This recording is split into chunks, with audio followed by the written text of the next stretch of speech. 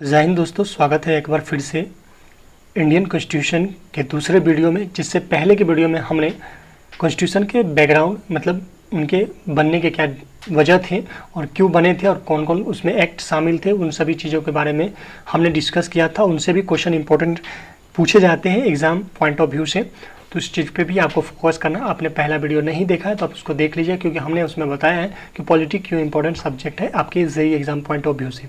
और भी पीसीएस अगर आप देना चाहते हो तो उसके लिए भी पॉलिटी काफ़ी ज़्यादा इंपॉर्टेंट होता है।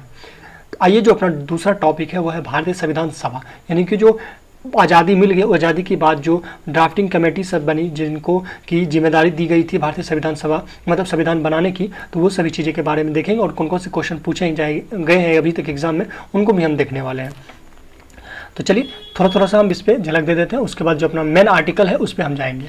ठीक है, देखिए जो है कि 1935 में प्रथम बार कांग्रेस ने आधिकारिक रूप से संविधान सभा की मांग की, जो कि एम.एन. राव द्वारा की गई थी और जो कि स्वराज पार्टी के सदस्य थे।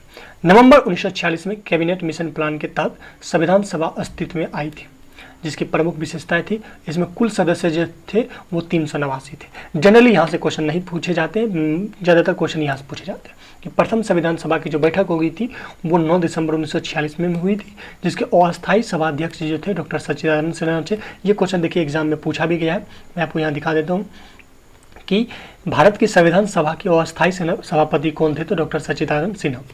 ठीक है, और मुस्लिम लीग द्वारा सभा का बहिष्कार किया गया और पाकिस्तान के लिए अलग कॉन्स्टिट्यूशन की मांग की गई। हैदराबाद रियासत में कोई भी प्रतिनिधि का हिस्सा नहीं लिया गया और जनसंख्या के आधार पर एक प्रतिनिधि का चुनाव किया गया, यानी कि 10 लाख पर एक बंदे होने चाहिए। और उसके बाद जो समिति बनी, जो कमेटी बनी और उनके कौन कौन से अध्यक्ष थे वो भी आप देख लीजिए, तो यहाँ से क्वेश्चन पूछे जाते हैं बाकी बैकग्राउंड में। अब देखिए संचालन समिति जो थे वो डॉक्टर राजेंद्र प्रसाद थे और संघीय समिति के जो अध्यक्ष थे वो पंडित जवाहरलाल नेहरू थे और प्रांतीय समिति के जो अध्यक्ष थे वो सरदार वल्लभ भाई पटेल और संघ शक्ति समिति के पंडित जवाहरलाल नेहरू। प्रारूप समिति जो ड्राफ्टिंग कमेटी थे उनको डॉक्टर भीमराव अम्बेडकर को बनाया और मौलिक अधिकार अल्पसंख्यकों के परामर्श संबंधित ये सभी चीज़ें थे। तो जो यहाँ टिक लगा है उस पर ज़्यादा आपको फोकस करना है, क्योंकि यहाँ से क्वेश्चन पूछे गए हैं एग्जाम में कि मौलिक अधिकार जो समिति वो जे कृपलानी थे और अल्पसंख्यक उपसमिति एच.सी. मुखर्जी। उसके बाद आता है कि क्वेश्चन कि संविधान सभा ने संविधान निर्माण के साथ निम्न कार्य भी किए, मतलब संविधान बनने के साथ साथ इन चीज़ों को भी पर भी फोकस किया। पहला कि कॉमनवेल्थ में भारत की सदस्यता मिली, मेंबरशिप मिली। कॉमनवेल्थ किसको कहते हैं? जो ब्रिटेन के द्वारा बनाए गए गुलाम देश हैं उनको कॉमनवेल्थ की कैटेगरी में रखा जाता है। ठीक है, और ये बना कब? तो मई 1949 में ये शामिल हुआ इंडिया उसमें। और राष्ट्रीय ध्वज को भी एक्सेप्ट किया गया था 22 जुलाई 1947 को, जिसका डिजाइन का पिंगली ने बेकैया ने करवाया था। उसके बाद राष्ट्रीय गीत और गान को भी अपनाया गया था 24 जनवरी 1950 को। और भारत का प्रथम राष्ट्रपति डॉक्टर राजेंद्र प्रसाद थे और संविधान सभा का अंतिम बैठक भी इसी दिन हुआ। चलिए, तो नेक्स्ट जो है वो है प्रारूप समिति, जो ड्राफ्टिंग कमेटी जिनके की अध्यक्ष जो थे वो डॉक्टर भीमराव अम्बेडकर थे और इसमें और भी कुछ सदस्य थे। जैसे देखिए ड्राफ्टिंग कमेटी का स्थापना 29 अगस्त 1947 को हुई और इसका कार्य था संविधान के प्रारूप को ढांचे को तैयार करना और इसमें कुल सदस्य 7 थे और कुल 114 दिन इस पर बहस हुई और खर्चा जो लगा था अब यहाँ देख सकते हैं इतना खर्चा लगा था, ठीक है, बनाने में। और उसके जो अध्यक्ष थे वो B.R. अम्बेडकर थे। अब है संविधान निर्माण कैसे कैसे हुआ और कितने दिन लगे। तो देखिए संविधान निर्माण की प्रक्रिया में लगभग 2 साल 11 महीना 18 दिन लग गए और निर्माण देखिए 6 नवंबर 1949 में हुआ, मतलब स्टार्ट हुआ और लागू जो है निर्माण हो के मतलब ये निर्माण जो हुआ 6 नवंबर 1949 को हुआ और लागू जो जनरली 26 जनवरी 1950 को। कुल भाग इसमें 22 है, 24 भाग अब है वर्तमान में। पहले 395 अनुच्छेद था, अभी 448 अनुच्छेद है और पहले कुल 8 अनुसूचियाँ थे, अब 12 अनुसूचियाँ हैं, वो हम आगे पढ़ने वाले। तो स्वतंत्र भारत का पहला जो मंत्रिमंडल बनाया गया था आज़ादी के बाद, उसमें कौन कौन से कैसे थे वो आप देख लीजिए। और अभी तो जनरली ये नहीं पूछे जाते, अभी के मंत्रिमंडल से कैबिनेट मिनिस्टर वगैरह से पूछे जाते हैं। तो पीएम और राष्ट्रमंडल जो डॉक्टर राजेंद्र प्रसाद थे, गृह सूचना प्रसारण मंत्रालय जो तो वल्लभ भाई पटेल थे, रक्षा मंत्री बलदेव सिंह थे। तो ये तीनों को याद रखना है, बाकी जरूरी नहीं है, यह क्वेश्चन नहीं पूछे जाते।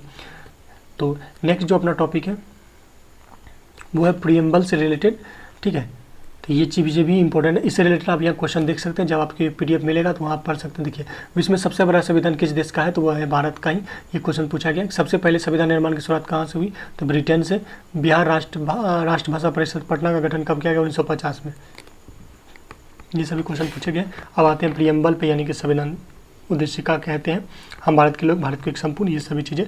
ठीक है, ये पूरा आपको याद रखना है क्योंकि यहाँ से क्वेश्चन फ्रेम किए जाते हैं। जैसे देखिए, प्रस्तावना का वह प्रावधान जो सभी वयस्क नागरिकों को मतदान का अधिकार देता है वो कौन सा है? प्रजातंत्र। ये सभी रेलवे जेईई में क्वेश्चन पूछे गए। ठीक है, तो आपको प्रस्तावना यानी कि प्रेम्बल याद रखना है क्योंकि डायरेक्ट क्वेश्चन उनसे भी फ्रेम कर दिए जाते हैं या ऑप्शन में दे दिए जाते हैं। इस चीज़ को ध्यान रखना। भारतीय संविधान की प्रस्तावना जवाहरलाल नेहरू वैकल्पिक प्रस्ताव पर आधारित थी। और उसके बाद संविधान की कुंजी कहा जाता है। तो जनरली यहाँ से यही क्वेश्चन पूछे जाएंगे कि के ऑफ कॉन्स्टिट्यूशन किसे कहा जाता है? तो वो है संविधान के प्रियम्बल को। नेक्स्ट जो है अपना, देखिए ये जितना क्वेश्चन पूछा गया है वो जनरली आपको इस प्रियम्बल से ही पूछा गया। तो प्रियम्बल आपको याद रखने चाहिए, जिसकी है हम भारत के लोग, भारत को एक संपूर्ण, ये वाला। ठीक है, उसके बाद संविधान के स्रोत है कि जो संविधान निर्माण किया गया है इंडिया का, उसमें से किस किस देश से कुछ काट छाट के लिया गया है। सोर्स जो है वो कौन कौन से देश से है? तो वह है ब्रिटेन। देखिए, ब्रिटेन से संसदीय शासन प्रणाली ली गई है। यहाँ से क्वेश्चन फ्रेम किए जाते हैं कि संसदीय शासन प्रणाली किस देश से ली गई है? तो वह है ब्रिटेन से। उसके बाद एकल नागरिकता, सिंगल सिटीजनशिप भी लिया गया है। और जो कानून बनाने का अधिकार की प्रक्रिया वो भी ब्रिटेन से ली गई है। तो देखिए, ये जो कॉन्स्टिट्यूशन है, आपातकालीन के प्रवर्तन के दौरान राष्ट्रपति को मौलिक अधिकार की संबंधित शक्तियाँ जो है वो जर्मनी से ली गई है और संघीय व्यवस्था कनाडा से ली गई है। ये क्वेश्चन पूछा गया है जो भी हाईलाइटेड है। और नेक्स्ट जो है वो है भारतीय संविधान की अनुसूची। प्रथम अनुसूची में देखिए क्या क्या कहा गया कि भारत संघ के राज्य है और केंद्र शासित प्रदेश है। द्वितीय सूची में भारतीय राज्य व्यवस्था के अधिकारों पर वेतन है, अधिकारियों का वेतन है। तृतीय में भारतीय अधिकारियों के पद ग्रहण हेतु शपथ है। और चौथा में विभिन्न राज्य संघीय क्षेत्रों के राज्यसभा में प्रतिनिधि का विवरण है। और पाँचवां में जो है SC ST के बारे में जिक्र की गई है। छठवें में असम, मेघालय, त्रिपुरा, मिजोरम जनजाति के नियंत्रण का उल्लेख किया गया है। सातवां में संघ सूची, राज्य सूची और समवर्ती सूची का उल्लेख है। और आठवां में भाषा का उल्लेख किया गया है। और नौवां में जो है राज्य द्वारा संपत्ति का अधिग्रहण की विशेष विधियों का विवरण किया गया है। और 10वां में दल बदल संबंधित प्रावधानों का वर्णन है। ये रेलवे जेईई में क्वेश्चन पूछा गया है। ठीक है, उसके बाद 11वीं में है पंचायती राज व्यवस्था के बारे में बताया गया है। और 12वीं में नगर प्रशासन व्यवस्था के बारे में बताया गया है, जिसमें 74वां संशोधन हो गया है। ये जब आपको PDF मिलेगा तो आपको समझ में आ जाएगा। यहाँ से कुछ क्वेश्चन जो पूछे गए हैं वो एग्जाम में, उनको आप देख लीजिएगा। गवर्नमेंट द्वारा टैक्स लाने का अधिकार किस अनुसूची में दिया गया है? तो वह 7वीं अनुसूची में। ठीक है, 7वीं अनुसूची में संघराज्य, ये समवर्ती सूची में इस चीज़ को देखा गया है। उसके बाद देशी रियासतों में भारत का विलय कैसे कैसे हुआ? तो देखो, रियासतों के भारत में विलय सम्मेलन करने के लिए सरदार वल्लभ भाई पटेल के नेतृत्व में रियासतीय मंत्रालय बनाया गया। माउंटबेटन को भी इसमें योगदान था। जूनागढ़ रियासत को जनमत संग्रह, लोगों का संग्रह करके आधार पर हैदराबाद को रियासतों को पुलिस करवाई, डंडा लाठीचार्ज करवा के, मारपीट करके ज़बरदस्ती मिलाया गया। और जम्मू कश्मीर के विलय पत्र पर साइन करके मिलाया गया था। इस चीज़ का वीडियो आप YouTube पे देख सकते हैं, चीज़ें समझ में आ जाएगी। ठीक है, तो रिमार्क में आप याद रखिए कि देशी रियासतों का भारतीय संघ का अंग बनाने में सरदार वल्लभ भाई पटेल एवं BP मेनन ने सबसे महत्वपूर्ण भूमिका निभाई। तो यह क्वेश्चन फ्रेम किए जाते हैं। तो नेक्स्ट जो अपना टॉपिक होगा या वीडियो होगा उसमें हम देखने वाले हैं आर्टिकल 1 से लेके 20 तक, यानी कि भाग डेली 2 कंप्लीट करेंगे और आपको डेली देखना है। तो गाइज मिलते हैं नेक्स्ट वीडियो में, तब तक के लिए बाय बाय, जय हिंद, सबक है।